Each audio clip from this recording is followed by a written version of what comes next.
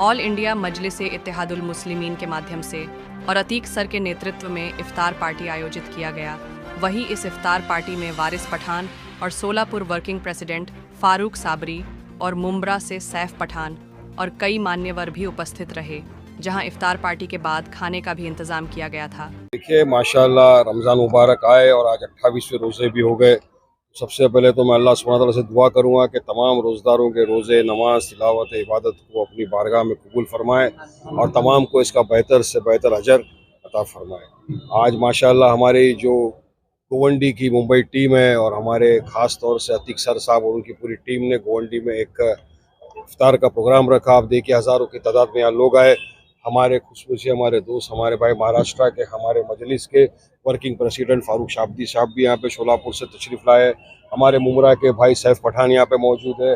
अतीक साहब तो है यहाँ पे, अतीक सर तो आप जानते हैं गोवंडी की, उनकी पूरी टीम यहाँ पे मौजूद है। एक अच्छा इफ्तार का प्रोग्राम रखा, तमाम लोग आए यहाँ पर मिल के हमने इफ्तार की, साथ में दुआ की देश भर के अंदर अमन शांति बनी रहे। एक अच्छा पैगाम जाता है। देखिए हमारा देश जाना है तो जाता है, गंगा जमनी तहजीबी का हम उदाहरण पेश करते हैं, सेकुलरिज्म की मिसाल पेश करते हैं। और इसी तरह रमज़ान में सहरी इफ्तार का प्रोग्राम जब होता है, तमाम लोग आते हैं, दुआएं करते हैं, एक अच्छा माहौल होता है। बस बहुत बहुत शुक्रिया अदा करेंगे तमाम जो लोगों ने आज आके यहाँ पर हिस्सा लिया, हमारे साथ इफ्तार की, नमाज हुई और अतीक सर उनकी टीम ने बहुत अच्छा काम किया। मैं उनका भी तहे दिल से शुक्रिया अदा करूँ। ये आपकी गलत सोच है। इधर एमआईएम एक ही पार्ट है। बैरिस्टर असदुद्दीन ओवैसी साहब की क़यादत में हर इंसान काम करता है एमआईएम की। अब ये मौजू वो नहीं है कि जहाँ पर हम सियासत की बात करें, सियासत की बात करने लगूंगा किधर किधर पाँच मोहब्बत का आज पैगाम यहाँ से जा रहा है। एक ईद आने वाली है अभी 2 दिन बाद इंशाअल्लाह ताला, तो मैं अपनी जानिब से तमाम आलम इस्लाम को, तमाम देशवासियों को ईद की बहुत बहुत पुरखुश मुबारकबाद पेश करता हूँ। सबको हैप्पी ईद मुबारक।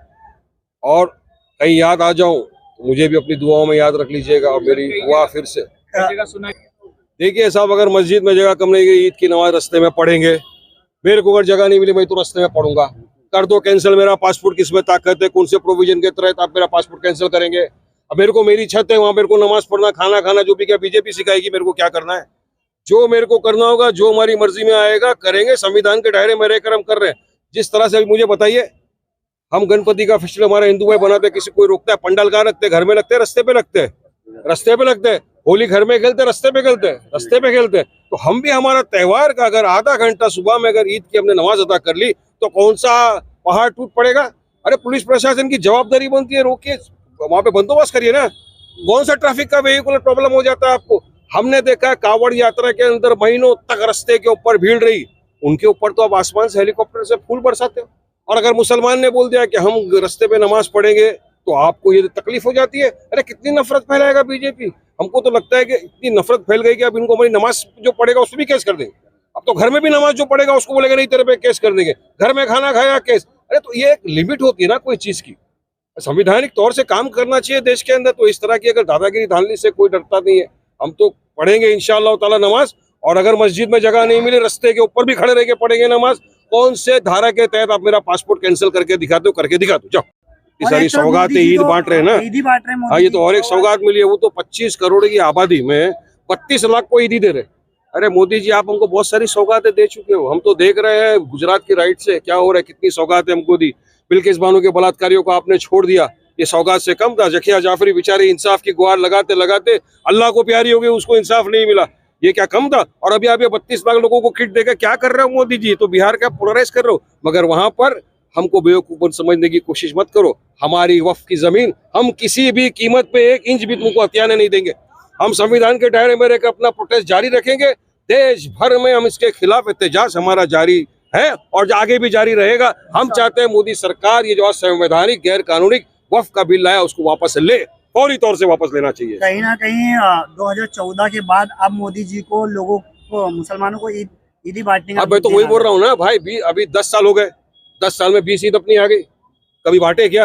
हाँ, नफरत तो हर दिन बांटा है, भर भर के बांटा है। इनके लोगों ने तो यहाँ तक कहा स्टेज पे खड़े रह के मस्जिदों में घुस के मुसलमानों को चुन चुन के मारेंगे। बहरहाल वो तो हमने जवाब दिया कि आएगा बेटा, 2 टाइम पे जाएगा तो स्ट्रेचर पर ही हो। तो इंशाल्लाह आज भी बोल रहा हूँ मैं, वो नफरत तो इतनी बांटी है इन्होंने 10 साल में जिसकी कोई हद नहीं है।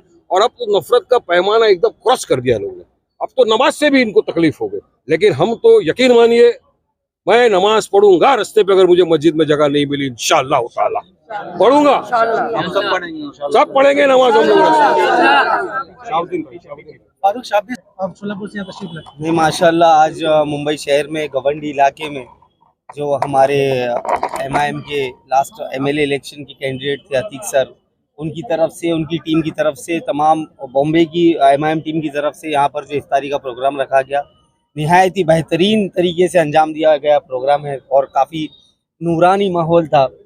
और मैं खुद शरीक होकर मैं अपने आप को खुशकिस्मत समझ रहा हूँ कि इस इफ्तार पार्टी में आने का मुझे मौका मिला। तो बस अल्लाह से यही दुआ करता हूँ कि अल्लाह पाक ऐसे ही खल की खिदमत करने का, रोज़दारों की खिदमत करने का काम हमसे और हमारी टीम से लेते रहे। अब आप सबका बहुत बहुत शुक्रिया जो मुझे यहाँ पर दावत दिया। माशाल्लाह देखिए, मैं बहुत बहुत पहले तो मुबारकबाद पेश करूँगा आतिक सर को। उन्होंने बहुत ही बेहतरीन यानी इंतज़ाम यहाँ पर इफ्तारी अरेंज की और मुझे बहुत खुशी हुई। मैं यहाँ आया, लगभग हमारे मुमरा जैसे ही माहौल है यानी गोवंडी का, हमारे ऐसे लोग हैं यहाँ पर, मोहब्बत बांटने वाले लोग हैं।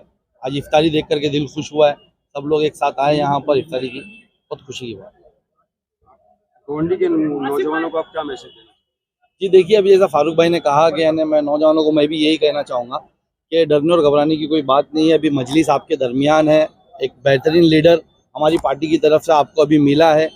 अभी हालिया इलेक्शन में एक बेहतरीन प्रदर्शन हमारी पार्टी की तरफ से, और इंशाअल्लाह पूरी उम्मीद है कि आने वाले वक्त में मजलिस का परचम यहाँ पर पूरी तरीके से लहराएगा, कामयाबी हमें मिलेगी। आपके बीच में हमारे लीडर मौजूद है, अगर कुछ भी आने आपको कोई भी आने ऐसा ज़रूरत है तो हमारे लोग मौजूद हैं।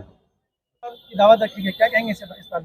पहली दफ़ा नहीं रखी गई, इसके पहले भी कई दफ़ा रखी गई। हाँ, गोवंडी में 12-14 साल के पहले ऐसी अफ्तार की दावत रखी गई थी, लेकिन जिस तरह से गोवंडी के अंदर परफॉर्मेंस MIM का रहा और जिस तरह से सदर साहब बैरिस्टर असदुद्दीन ओवैसी साहब या अकबरुद्दीन ओवैसी साहब, इम्तियाज़ जलील साहब के चाहने वाले लोग गोवंडी में हैं, तो इन लोगों को जिस तरह से मेहनत करके लोगों ने बिना पैसों के वोट किया हमें, उन्हीं लोगों ने यहाँ पर कुछ पैसे दिया और लोगों ने कहा कि हम एक अफ्तार की दावत करते हैं।